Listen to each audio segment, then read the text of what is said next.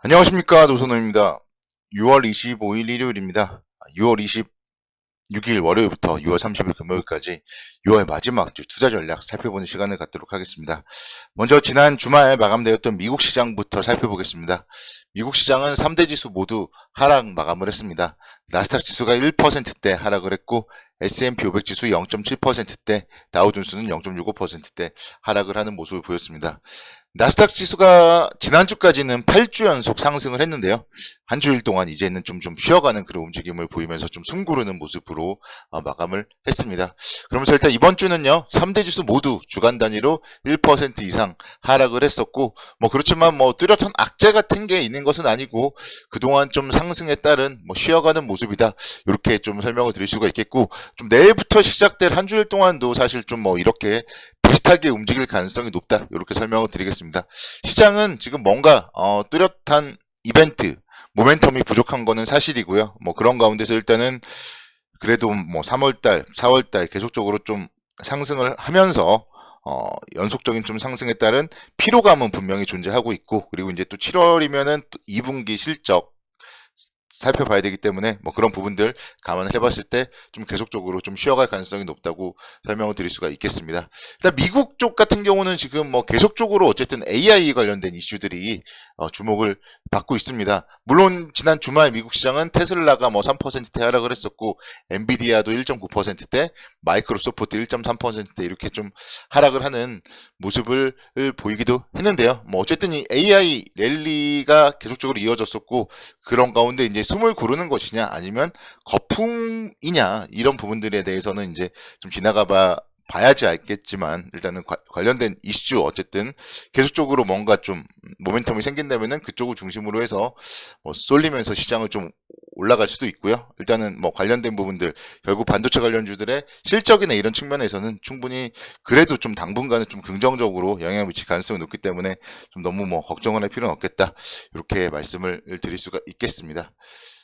전반적으로 지금 보시면요, 일단은 뉴욕 증시는 파월 연준 의장의 좀 발언, 그리고 좀 물가 지표들 발표에 따라서 좀 움직임을 받을 가능성이 높겠지만, 제가 주간 경제지표 발표 일정을 써놨는데요. 월요일과 수요일이 비어있을 정도로 지금 6월 마지막 주 좀 뚜렷한 모멘텀은 크지 않다. 이렇게 설명을 드릴 수가 있겠습니다. 파월 연준 의장이 28일과 29일에요. 유럽 쪽에서 포럼에 또 참석을 해서 발언에 나섭니다. 28일에 포르투갈 쪽에서 유럽 중앙은행 포럼에서 정책 관련 패널 토론, 그리고 29일에는 스페인 중앙은행 주최 컨퍼런스에서 스페인 중앙은행 총재와 대담에 나설 예정이에요. 그래서 파월 의장이 지난주에 좀 매파적 기조로 시장에 부담을 줬기 때문에, 근데 파월 의장도 어쨌든 주식시장이 계속 하락만 하는 걸 원치는 않을 거란 말이에요. 그렇기 때문에 또 어떤 얘기들을 하면서 뭔가 좀 시장에 안정을 주는 그런 발언을 할지 주목을 해봐야 되고, 그렇지만 기조가 일주일에 한 번씩 바뀔 수만은 없기 때문에 관련된 발언들의 기조는 좀 크게 달라지지 않을 것으로 보이기 때문에, 이런 부분들은 결국 시장은 계속적으로 좀 쉬어가는 그런 움직임을 보일 가능성이 높겠다. 이렇게 설명을 드릴 수가 있겠습니다.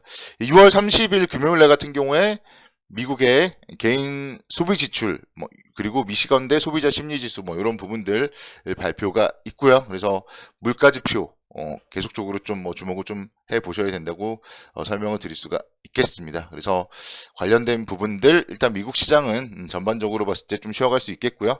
국내 주시장 역시 비슷한 움직임으로 여러분들이 좀 생각을 하셔야 됩니다. 그래서 국내 주시장 사실 지난주에 생각보다는 좀 많이 빠졌어요. 2600선 정도, 21선 정도에서는 좀 지지력을 그래도 보여주기를 희망을 했었는데, 목요일날 그래서 좀 반등을 하는가 했지만, 또 금요일날 하락을 하면서 좀 생각보다 그래도 좀 많이 하락을 하는 그런 모습을 보였습니다. 그래서 이번 주는 어쨌든 국내 주시장 같은 경우는 가격 조정이 좀 크지는 않을 가능성이 높습니다.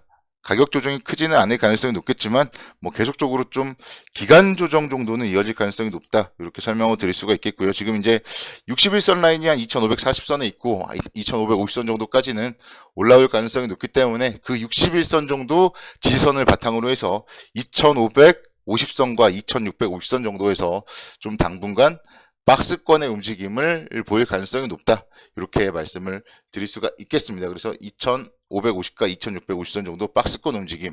그런 가운데서 이제 종목별 장세 좀 펼쳐질 가능성이 높다. 이렇게 설명을 드릴 수가 있겠고, 그 중심에는 또 실적이 있을 거예요. 그래서 다음 달 7일에 삼성전자가 이제 또 잠정 실적 발표가 있습니다. 그래서 투자자들의 관심, 지금 뭔가 경제지표 발표라든가 여러 가지 이제 이슈들이 좀 별로 없기 때문에 다음 달부터 있을 실적에 좀 상당히 좀 주목을 해서 시장은 움직일 가능성이 높다, 이렇게 설명을 드릴 수가 있겠습니다.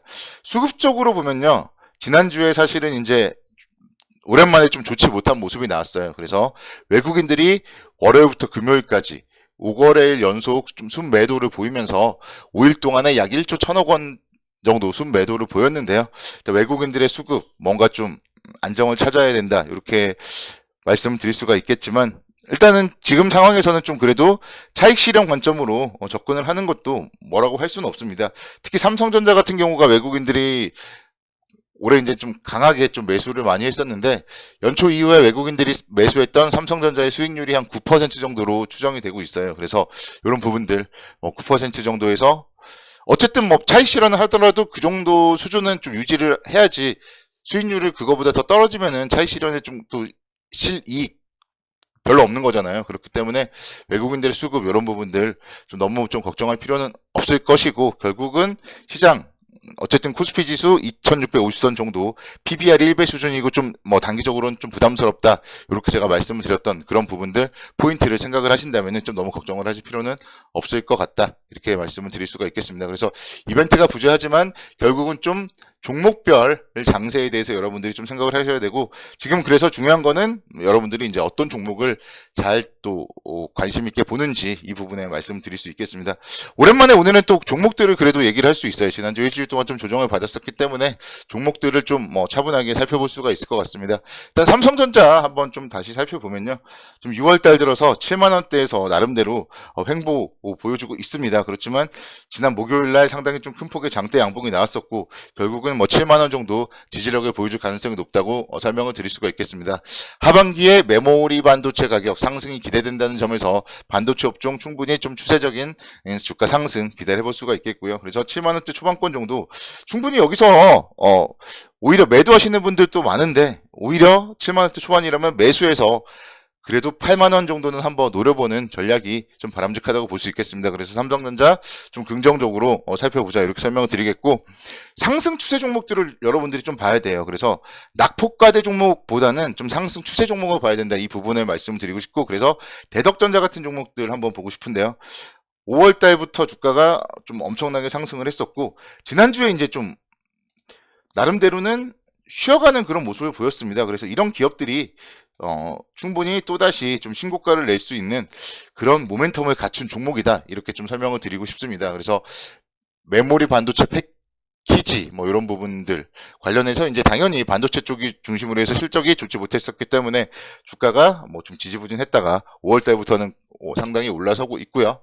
PCB 반도체 이쪽에서는 뭐 대덕전자 충분히 좀 모멘텀이 있기 때문에 관련된 부분들, 그래서 이제 6월 달에도 주가 상승 상당히 가팔랐고, 이런 부분들 감안을 해보면은 뭐 한 3만 원대 아래, 앞자리가 2만 원대일 때는 뭐 충분히 좀 매수 관점으로 모아 나가도 괜찮다, 이렇게 상승 추세가 살아있는 종목들을 11선과 21선에서 분할 매수해야 된다, 이 부분을 여러분들께 말씀을 드리고 싶습니다. 그리고 세 번째 종목은 제가 이제 지난주에 힌트를 좀 줬던 기업입니다. 수요일 날 제가 힌트를 좀 줬던 기업이고, 결국 또 목요일, 금요일 나름대로 좀 안정적인 그런 움직임을 보였어요. 두산바켓 이런 기업들 여러분들 오버행 이슈 이런 부분들로 가격 메리트를 줬기 때문에 충분히 관심 있게 지켜보셔야 된다고 설명을 드릴 수가 있겠고, 최근에 보면 미국의 주택 착공 건수가 나름대로 그래도 또 예상치를 상회하는 모습을 보여주고 있어요. 그래서 두산바켓 같은 경우는 북미 지역 매출 비중이 한 70% 이상 차지를 하고 있습니다.